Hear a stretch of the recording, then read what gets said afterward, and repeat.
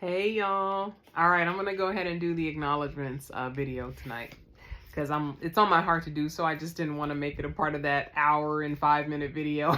But before I get into it, please like, comment, subscribe, and share. All right, you know what it is. All right, so the acknowledgements. They are after chapter 12, so I'll go ahead and start reading them. All right, so it reads, the ancient Egyptians believed that a person dies twice. The first when they die in their physical form, and the second when their name is no longer said. They believe that a person will continue to live if they are remembered. Therefore, it is my intention that Peter, Eve, and Ben will become immortal. In that way, my thanks to them will never know an end. I live an urgent life because they pass through mine. I give thanks to God who is as real to me as any other tangible, living, breathing being. Our relationship has had its fair share of turbulence, distress, closeness, trust, and love. I am thankful for the constant guidance that shows up in my gut to lead me, regardless of whether I want to go in that direction. I've come far in my journey, but only by the grace of God. You know, I just reading that first section, it pushes me to want to do what I want to do. I plan on writing a memoir. I plan on writing a book. And I'm going to immortalize Alex the same way. Because Alex was a great man. He was a great man. He made me, him being in my life and me losing him has contributed to the way I see life now and the greatness that's going to come my way because I am manifesting that. All right, let me continue reading. So I'm thankful for my ancestors, especially the mothers who have borne generation upon generation while nurturing us in our present and praying for our future. I honor those who remained on the continent of Africa and those who were stolen from the motherland's bosom and thrown into distant lands. I am in awe of the beauty that they retained through their own adversity and passed it on to me in my spirit, imprinted on my DNA and saved in my memories. First among them is my gratitude for my own mother, Abba. I am grateful to my father's mother, Bozoma, who didn't live long enough to see him grow into a boy or become a father. I'm proud that he accomplished all that he has in his life, even without the physical nurturing of his mother. And although he didn't bear a son to carry on his name, Apianda, I hope that he is proud of the legacy his mother's name will leave behind, because, Bozoma's the firstborn. I do not remember time without a sister by my side, and I've always been fortunate to have had 3 sisters walking with me almost all my days. I have not been lonesome because I've had Alua, Ahoba, and Abba, who have loved me when it's been hard to do so, challenged me when it's been for my benefit, and kept my secrets when it's been impossible to tell any other soul. I think it's cool. All her sisters' names start with an A and then hers starts with a B and she's the firstborn. But she did say her dad doing that, the way he did the naming structure anyway, kind of threw off the tradition behind naming. So, all right. And there are my chosen sisters, some of whom I have loved for decades and others I found in recent years.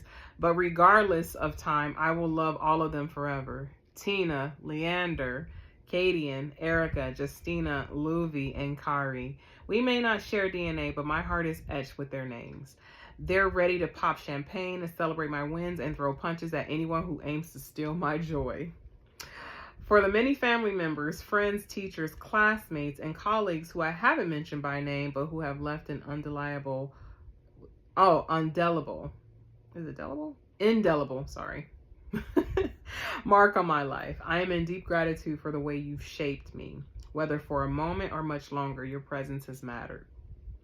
And even though I'm not one to be easily influenced, the seed of this book was planted by Jennifer Rudolph Wash, who heard my story and adamantly told me that I should write it. I wouldn't begin writing it for many years after that conversation, but I am in debt to her belief. Not just because she said so, but because it matters to me that she thought it was worthy of telling. Is it Asia?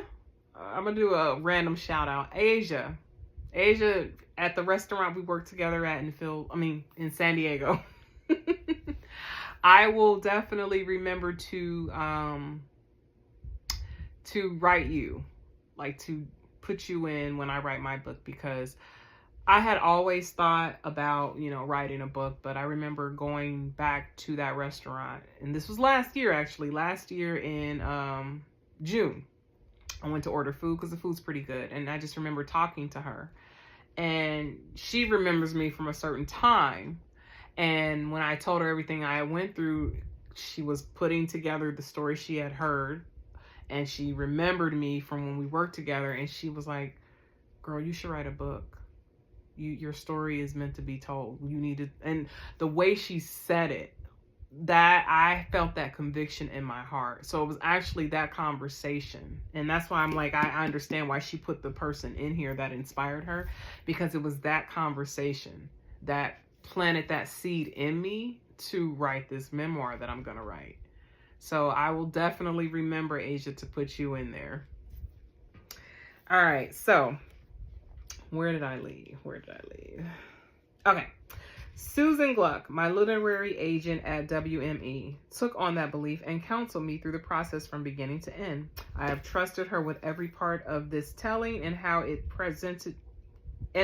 presented to the world, even in choosing the title. I am grateful for her guidance and unwavering support. In the moments when I waited with bated breath for a reaction to drafts, it was in Meg Letter's brilliant hands that my faith lay. She gave constructive feedback that made the writing better. She gave encouragement when doubts clouded my vision, and she shared tears when a particular message touched her, as if she had been in the room with me. Like I said, I was reading some of these passages and I was just getting triggered and emotional myself, so I definitely can understand that statement. I am grateful to her and the entire team at Viking Penguin Books for their care of me and mine. Special shout out to that marketing and publicity teams led by Lydia Hurt and Lindsay Prevent, because they know I know what it takes. This has truly been a labor of love. I thought I understood what that saying meant until I had to labor in the love of birthing this book. And if I continue with that analogy, then the midwife who massage guided, held, coaxed, and yes, you canned me through the process deserves more thanks than I can articulate, because I am overwhelmed by what has come to fruition. Sharice Jones has been my partner in writing day in and day out. She pushed me further than I thought I can go on and allowed me the space to get it all out. There were times when she pulled a thread of story thinking that it would add more clarity, only for us to end up in a completely different place with more to tell. I went to places I thought I left behind, but felt brave in the journey because she held my hand there and back. Even though this book is dedicated to Lael, I still want to take a moment here to thank her for being. It was her heartbeat that surged me back to life when I thought I would never be able to take another painless breath again. It is her laughter that makes me want to chase joy. It is her future that inspires me every day to be the best version of myself. Yeah, my daughter Bowie does the same for me. And thank you for coming along on this journey too, and for giving me the gift of your time. I don't take a minute for granted. So I am blessed that you chose to spend a part of your life reading about mine. My prayer is that my story of love, loss, and survival will open the portal for your own life to be lived urgently. And she did for me. She definitely did for me. And like the Japanese art form kintsugi, I hope you see that the shattered pieces of our lives can be melded back together to make an even more beautiful existence. Today, I can look back at my story and see the beauty beyond what was broken. Onward.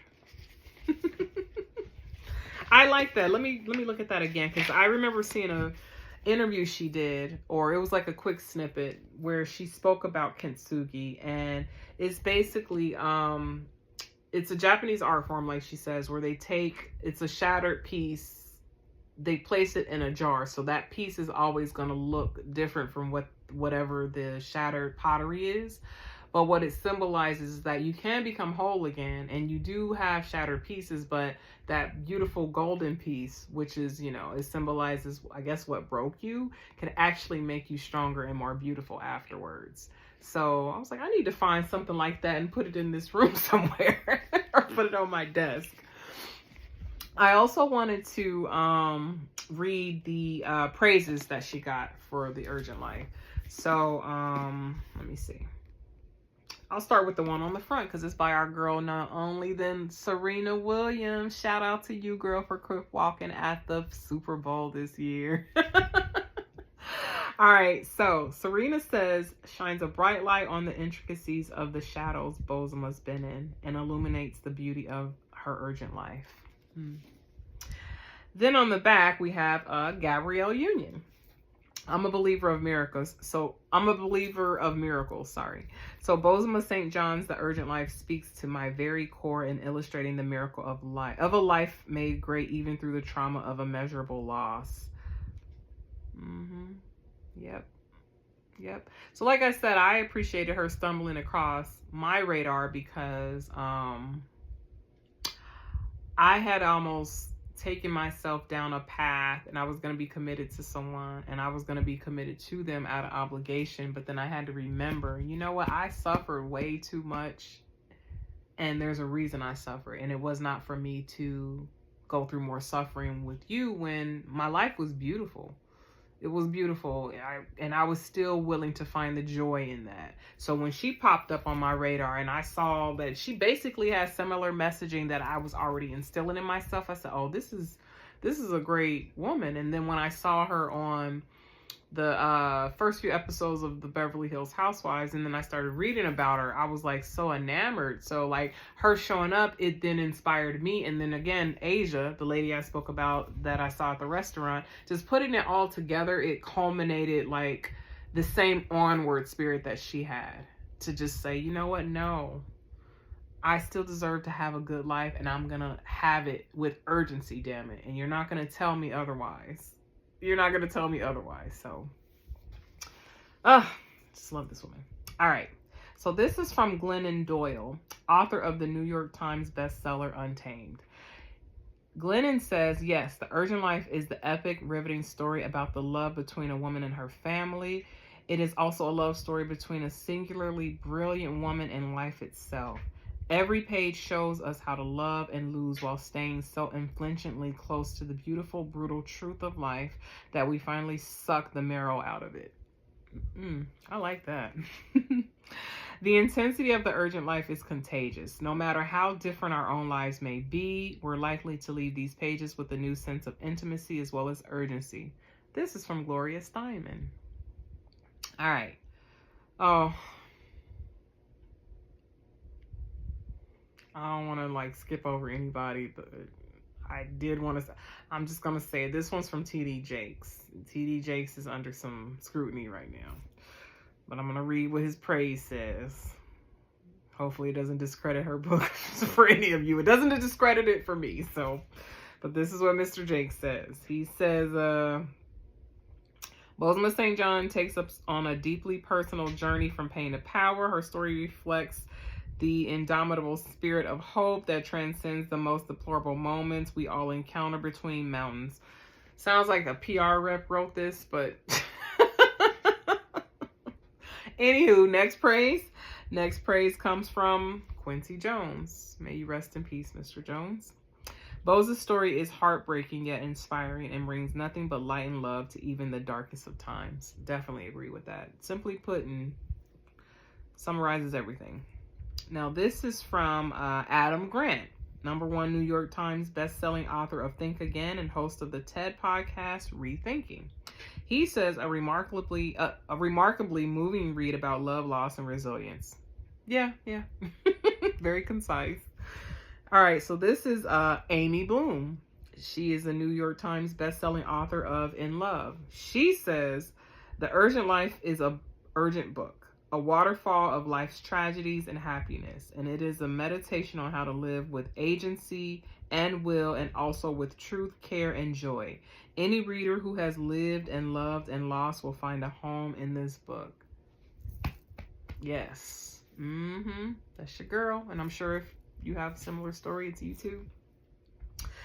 And then this last one, I read this one already on another, like a short intro I did for the book itself. It was like 5 minutes. It was a couple months ago.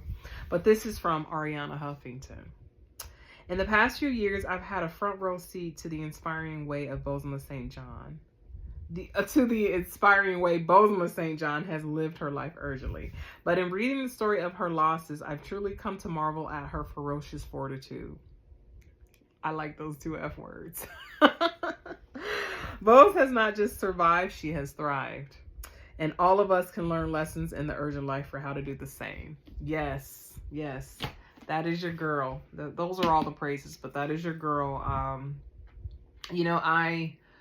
My upbringing, that's a lot of that was going on. More survival than thriving. And, it was because people didn't really have a choice. There weren't really many options for people to thrive. Survival was what you had to do. And in fact, the survival of the fittest was a common term used, right?